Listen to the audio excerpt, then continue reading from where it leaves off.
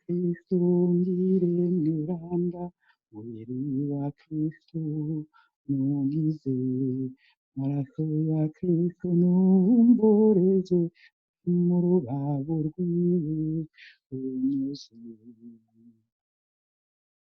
Umusaraba wa Kristu nunkomeze, Yezu mwiza nunyumvire, mu bikomere vyawo nguhungiro, ntuzundekure udutahane.